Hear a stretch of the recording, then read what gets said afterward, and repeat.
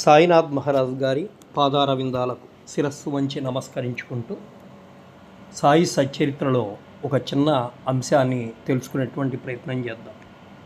1910వ సంవత్సరంలో షిరిడిలో ద్వారకామాయిలో ఉదయం బాబావారు ముఖ ప్రక్షాళన తర్వాత ఒక గోనె పట్టెపై ఇసురాయి పెట్టుకొని గోధుమలు విసరసాగాడు.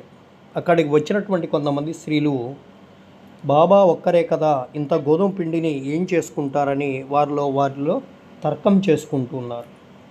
గోధుమ పిండిని తీసుకువెళ్ళి ఊరి పొలిమేరలో చల్లమని చెప్తారు. అలాగే ఆ వనితలందరూ కూడా అలాగే గోధుమ పిండిని చల్లుతారు. కలరా జాడ్యం తగ్గుతుంది. మరి ఇక్కడ తిరగలి విసరడం దాని వేదాంత తత్వం ఏంటో తెలుసుకుందాం. సుమారు సాయినాథుడు 60 సంవత్సరాలు సజీవంగా షిరిడిలో నివసిస్తే గోధుమలు విసురుతూ ఉండేవారు. ఇక్కడ గోధుమలు అనేవి భక్తుల యొక్క పాపాలు మరియు మనోవికారాలు. క్రింది రాయి కర్మ, పైరాయి లేదా మీది రాయి భక్తి, చేత్తో పట్టుకున్నటువంటి పిడి జ్ఞానం. ఆత్మ సాక్షాత్కారం పొందాలంటే పాపాలను కోరికలు